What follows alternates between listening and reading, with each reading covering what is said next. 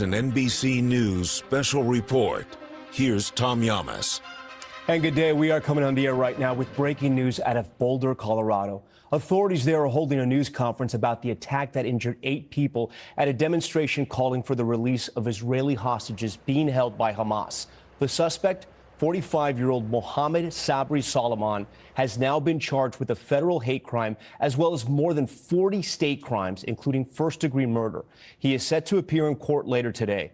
A criminal complaint against Solomon says he told investigators he planned the attack over the last year and that he wanted to, quote, kill all Zionist people. The victims range in age from 52 to 88. The news conference is now underway. Let's listen in. Why? Next, you will hear from FBI Denver Special Agent in Charge, Mark McCulloch. That is Mark, the common spelling with the K, and McCulloch, M as in Mary, I-C-H-A-L-E-K.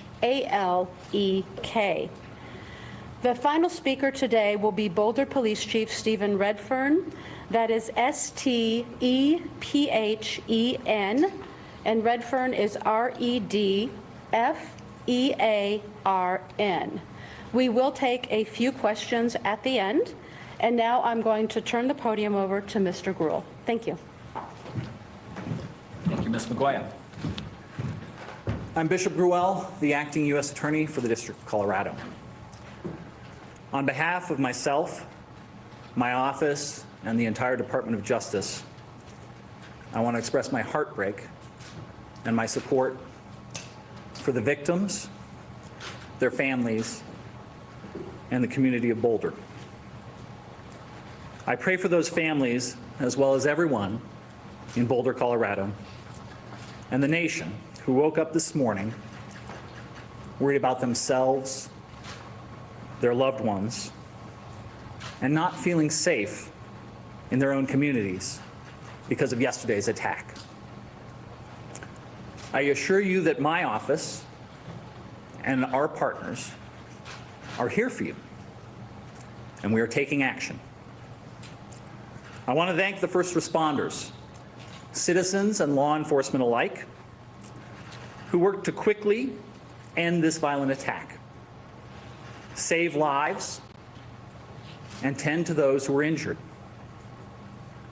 I also want to thank our law enforcement partners at Boulder Police, including Chief Redfern, the FBI, including Special Agent in Charge Michalak, and the Boulder DA's office, including DA Michael Doherty. They worked hand in hand with my office as the matter was thoroughly investigated and prepared for trial.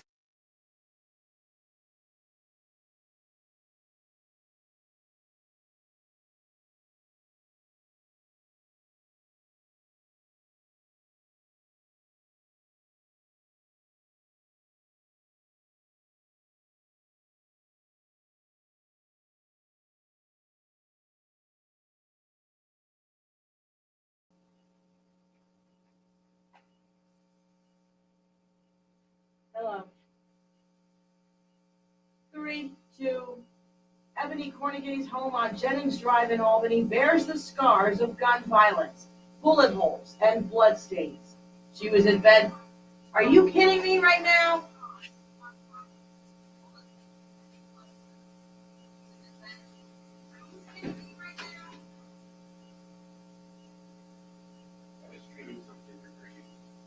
There's audio in there, and I'm trying to get CJ because I can't track anything because there's noise in the background. Okay. Where's the noise coming from? Here, from the speaker, here, down here. Oh, okay. That I don't know.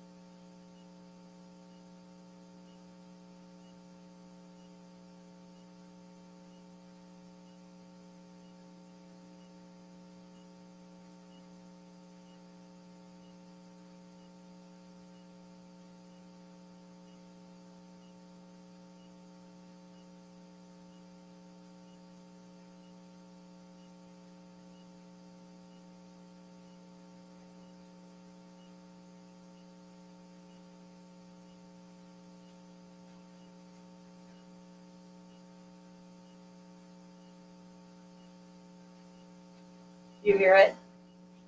It was in here. I briefly heard something. And then I turned this off. This was here, listen. Oh, yeah. Just be careful, because I'm live in this room right now. Right in this room. So now you're gonna hear the news conference coming through here.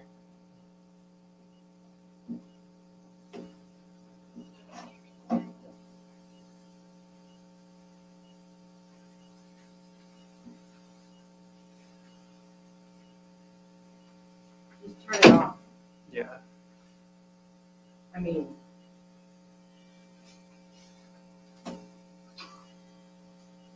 Oh, that was you.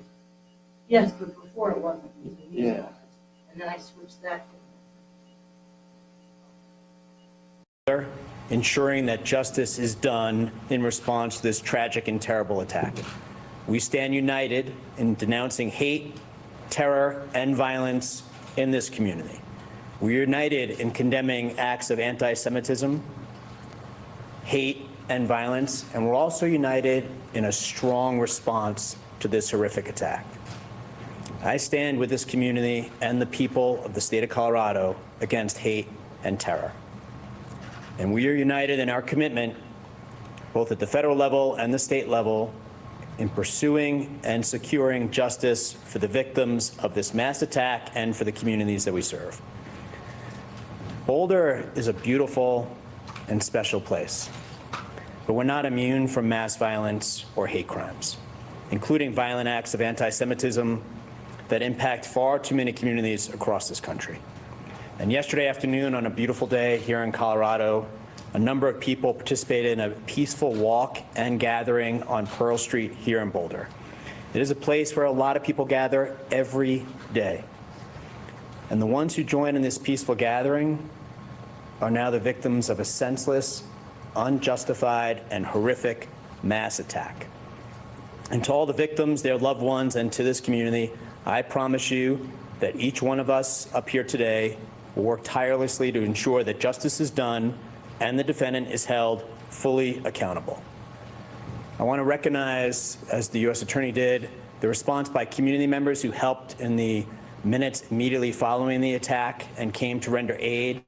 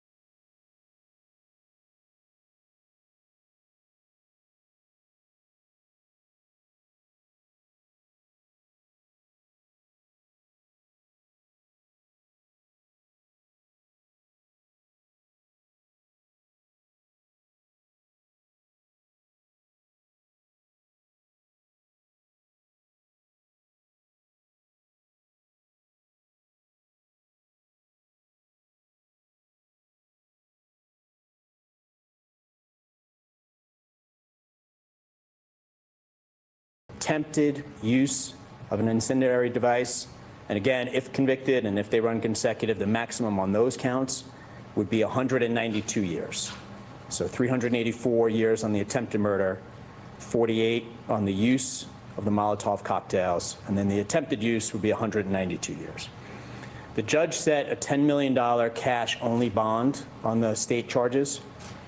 As you are aware, he's going to be going before the judge this afternoon at the jail. I believe that is scheduled for 3:30, but I rely on the sheriff's office to communicate with members of the media of the exact time.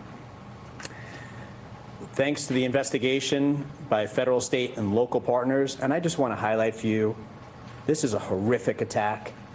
But as district attorney, when I walk into this building and I see the FBI, Boulder PD, and all the law enforcement partners working, it's the exact response I hope to see. The teamwork they demonstrate, the work they put into it. If you were downstairs right now, you'd see incredible law enforcement officers and investigators working calmly, professionally, and tirelessly to ensure we get all the information we need to get the right outcome in the criminal cases that the U.S. Attorney's Office and my office will prosecute. Through their work, we've now identified 4 additional victims, so there's now a total of 12 victims. And as you'll hear from the FBI special agent in charge, we're going to continue to encourage victims and witnesses to come forward and contact law enforcement. But we now have 12 victims, and on the later this week, we'll be filing formal charges against him. That's our normal process. So the filing of formal charges by the district attorney's office will reflect 12 victims, and if more come forward, additional victims as well. On my final note, what I want to stress is this community has experienced too many tragedies: fires, floods, and mass attacks. But each time I've seen this great community respond with strength, resilience, and support for one another. I trust and hope that that will happen again now. That for the many members of the community who've come forward before to help one another, to support one another, to comfort one another, that will happen again today and in the weeks, months going forward. That once again our community will rally to restore peace and to bring support and comfort one another during this dark hour. As your district attorney, I want to remind the members of the media and the community that the defendant's innocent unless and until proven guilty, and the charges are merely allegations. I'm going to turn it over to the special agent in charge of the FBI, and then we're happy to take questions after each one of us is done. Thank you.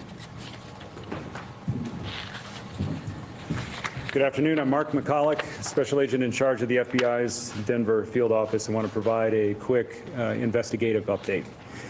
The FBI has been here on the scene in Boulder for the past 24 hours, and we stand shoulder to shoulder with the Boulder Police Department and our partners.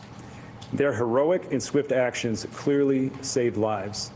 As mentioned, there were 16 unused Molotov cocktails within arm's reach of the subject at the time of his arrest.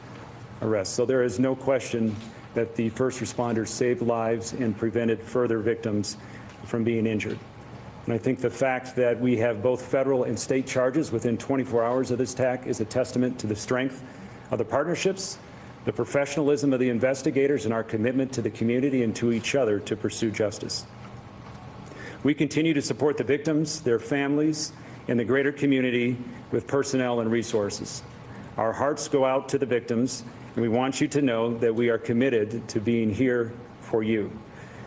Since 2 o'clock yesterday, more than 30 special agents, intelligence experts, and professional staff have deployed to provide forensic, investigative, and crisis management support, as well as additional resources are being surged from other field offices and at our headquarters in Washington, D.C., and they're on the way. While at this time it appears the perpetrator acted alone, we do continue to investigate all possibilities and pursue all investigative leads.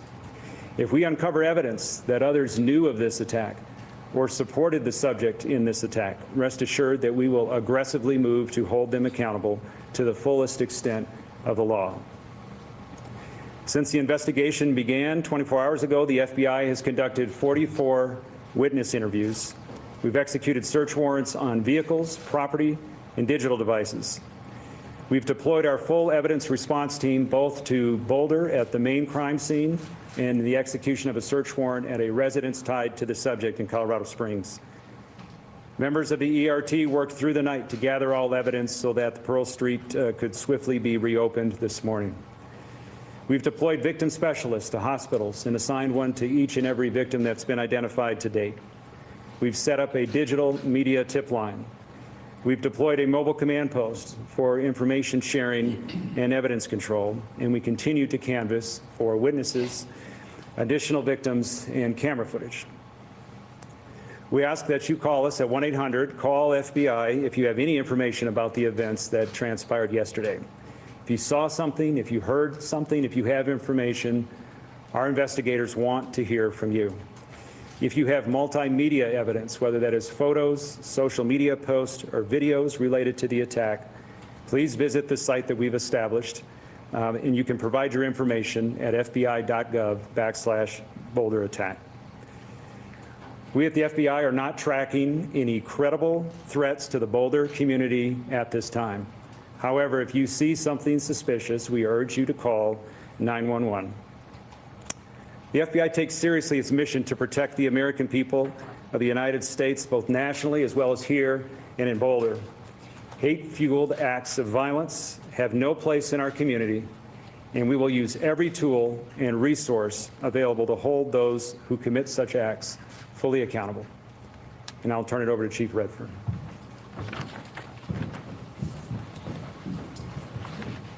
Thank you. Good afternoon. Again, my name is Stephen Redfern. I have the honor to serve as the police chief here in Boulder. I want to give a few updates from the city and the police department before we take some questions. So today, in the aftermath of this heinous terrorist attack in our city, I again want to start with thanking our partners. I think we've all alluded to the importance of partnerships. I can tell you, as I was rushing to the scene yesterday, one of the first or second calls I made was to the special agent in charge, because no matter what this ended up being, I knew we would need help. And once again, the FBI, all of our state, local, and federal partners have stepped up, and we are absolutely in a really good place for 24 hours into this investigation, in my opinion. Michael Doherty alluded to it, but the work that I've seen in this building and out on the street in the last 24 hours is remarkable. And every single person working on this investigation is doing their job above and beyond to bring justice to these victims, including the men that stand behind me here, and I'm grateful. The scene, as you may know, around 2 in the morning, we released the scene. So as of this time, we have no active closures in downtown Boulder. We have no areas closed off. We spent an extensive amount of time yesterday up until the early morning hours today with bomb dogs, our bomb squads, ensuring that there were no other threats in the area, and people were allowed after midnight to go back in, get vehicles, and businesses have been allowed to reopen if they so choose.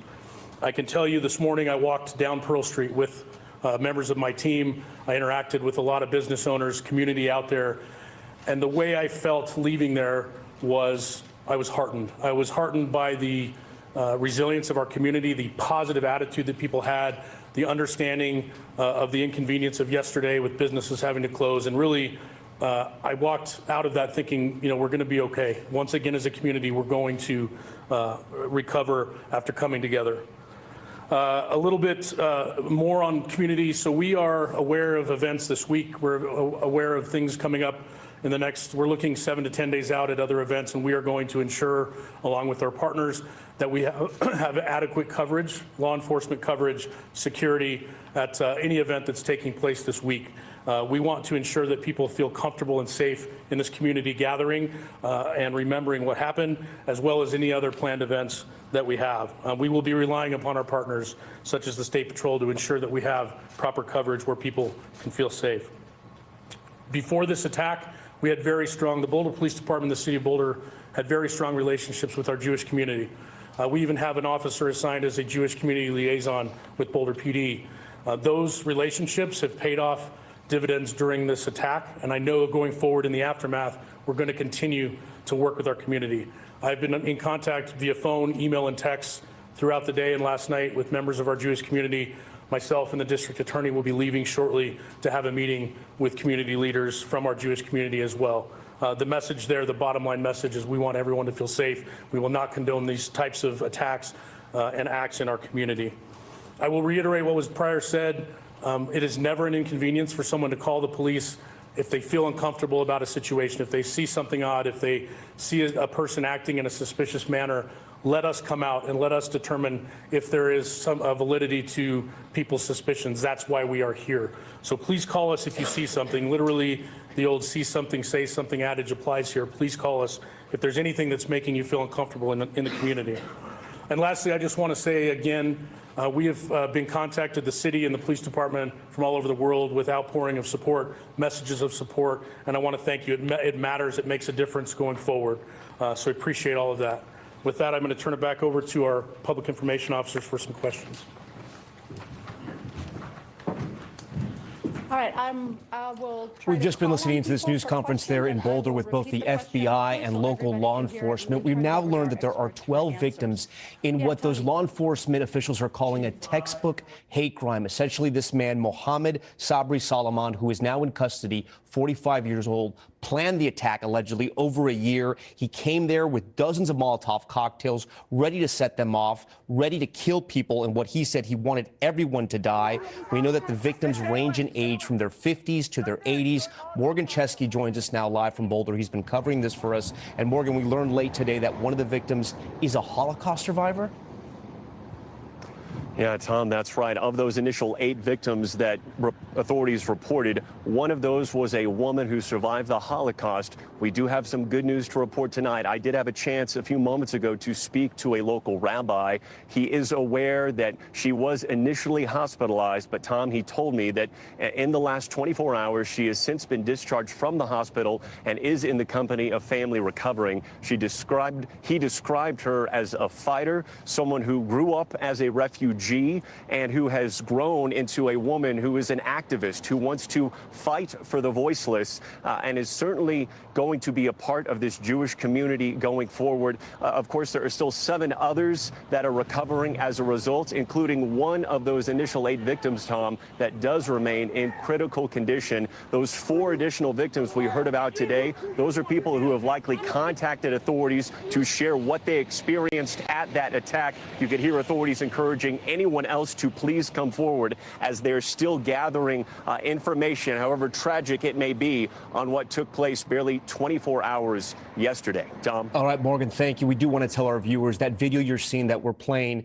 is video that was taken moments after the attack. I want to bring in our Tom Winter here, our national law enforcement and intelligence correspondent. The suspect here, police are saying he acted alone. It's a lone wolf attack for now, is what we know. People may be asking a couple questions. How did he get here? We know that his visa was expired. And the second question I have, Tom, is why don't we see yet terror charges just yet? Because this looks like terror, it sounds like terror, and to those victims, I'm sure it felt like terror. I think the big thing on the terrorism front, Tom, they've got a cell phone that was left behind. He left behind messages. He left behind a personal diary, all according to the charging documents. You heard the FBI special agent in charge say, we're executing search warrants. We're going through those devices right now. What he said, what he wrote could be so key to those charges. As far as his immigration status, he apparently applied for asylum. Because those courts are not public, I can't tell you right now where that process sits, whether or not he was here legally or not, whether he had exhausted those, but certainly he had expired that visa. And it does raise questions as to when he got here, what he was doing in Egypt before. They'll look into that, and what his status was at the time this incident occurred. Facing first-degree murder charges, and from what investigators are saying, he has confessed to this crime. Effectively so. After they gave him his Miranda warning, he said what he would act out and do this attack again if given the opportunity. He said numerous statements against the Jewish community and that he wanted people to die here. And so it's very clear from the statements he's offered exactly what his mentality was and exactly what it is that he came to do. Very limited social media profile, no signs that he made threats before, but they'll still go through all of that. They'll be digging into all that. Tom Winter, we thank you. Morgan, as well. That concludes this NBC News special report. We're going to have much more ahead on our streaming network, NBC News Now, online at NBCnews.com, and a full wrap-up tonight on Nightly News when I join you. I'm Tom Yamas in New York. We thank you so much for watching.